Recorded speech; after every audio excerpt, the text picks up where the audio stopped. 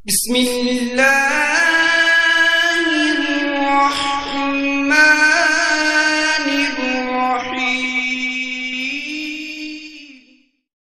السلام علیکم ورحمۃ اللہ تعالی وبرکاتہ۔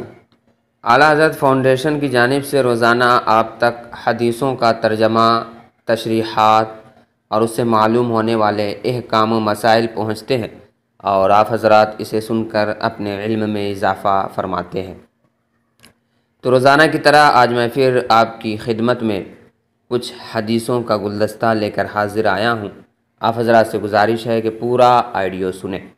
آج ہم سچائی کی فضیلت اور جھوٹ کی مذمت، جھوٹ کی تباہ کاریاں پر کچھ احادیث آپ کے سامنے رکھیں گے، آپ اسے سماعت کریں۔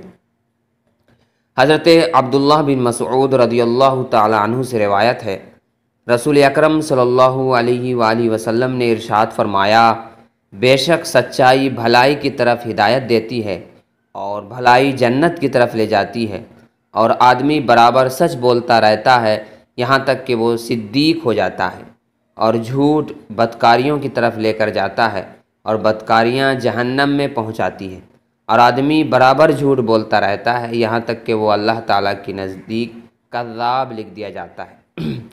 بخاری شریف کتاب الادب، باب قول اللہ تعالی یا ایھا الذین آمنوا اتقوا اللہ، جلد 4 صفحہ نمبر 125۔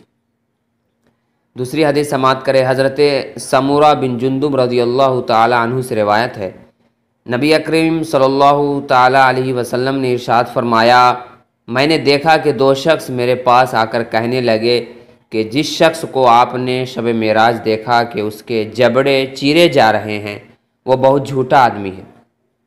ایسی بے پر کی اڑاتا تھا کہ اس کا جھوٹ اطراف عالم میں پھیل جاتا تھا، پس قیامت تک اس کے ساتھ یہی کیا جاتا رہے گا۔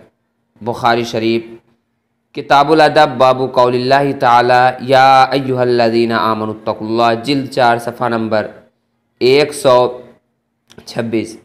اللہ تعالی ہمیں سچ بولنے اور جھوٹ سے بچنے کی توفیق عطا فرمائے، آمین۔ نیک لوگوں کی ہمیں صحبت اختیار کرنی چاہیے۔ نیک لوگوں کی صحبت میں بیٹھنے کا بھی ثبوت ملتا ہے، کیونکہ ان کے ساتھ ہونے کی ایک صورت ان کی صحبت اختیار کرنا بھی ہے، اور ان کی صحبت اختیار کرنے کا ایک اثر یہ ہوتا ہے کہ ان کی سیرت و کردار اور اچھے اعمال دیکھ کر خود کو بھی گناہوں سے بچنے اور نیکیاں کرنے کی توفیق مل جاتی ہے، اور ایک اثر یہ ہوتا ہے کہ دل کی سختی ختم ہوتی ہے اور اس میں رقت و نرمی محسوس ہوتی ہے، ایمان پر خاتمے اور قبر و حشر کے ہولناک معاملات کی فکر نصیب ہوتی ہے۔ اس لیے ہر مسلمان کو چاہیے کہ وہ نیک بندوں سے تعلقات بنائے اور ان کی صحبت اختیار کرے، اور کسی کی بھی صحبت اختیار کرنے سے پہلے غور کر لے کہ وہ کس کی صحبت اختیار کر رہا ہے۔ اس کی ترغیب سے متعلق حضرت ابو ہریرہ رضی اللہ تعالی عنہ سے روایت ہے، حضور پر نور صلی اللہ علیہ وسلم نے ارشاد فرمایا، آدمی اپنے دوست کے دین پر ہوتا ہے تو اسے دیکھنا چاہیے کہ وہ کس سے دوستی کر رہا ہے۔ ترمذی شریف کتاب الزہد، جلد 4 صفحہ نمبر 167۔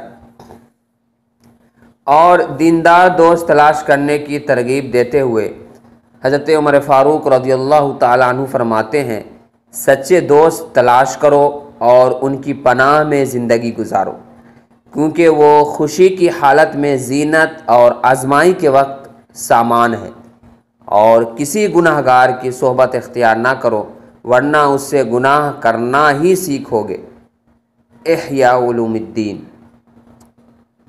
حضرت امام جعفر صادق رضی اللہ تعالی عنہ فرماتے ہیں، 5 قسم کے آدمیوں کی صحبت اختیار نہ کرو، بہت جھوٹ بولنے والا شخص، کیونکہ تم اس سے دھوکہ کھاؤ گے، بے وقوف آدمی، کیونکہ اس سے تمہیں کچھ بھی حاصل نہ ہوگا، بخیل شخص، کیونکہ جب تمہیں اس کی زیادہ ضرورت ہوگی تو وہ دوستی ختم کر دے گا، بزدل شخص، کیونکہ یہ مشکل وقت میں تمہیں چھوڑ کر بھاگ جائے گا، فاسق شخص، کیونکہ وہ تمہیں ایک لقمے یا اس سے بھی کم قیمت میں بیچ دے گا، کسی نے پوچھا کہ لقمے سے کم کیا ہے؟ آپ رضی اللہ تعالیٰ عنہ نے فرمایا لالچ رکھنا اور اسے نہ پانا۔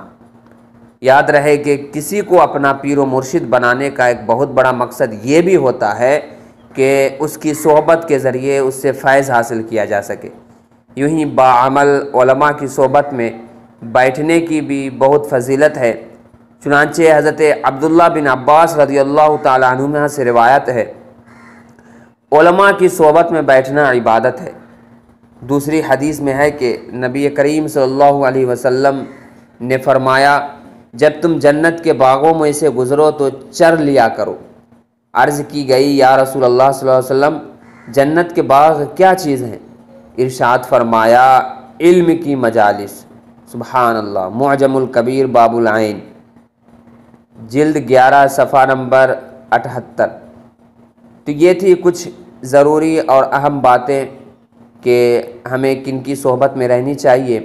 کچھ فقہا اور علماء اور صوفیاء کرام کے اقوال میں نے آپ کے سامنے پیش کی۔ سچائی کی فضیلت اور جھوٹ کی مذمت بھی میں نے آپ حضرات کے سامنے حدیثوں سے آپ کے سامنے پیش کی کہ سچائی کی کیا فضیلت ہے اور جھوٹ کی کیا مذمت ہے۔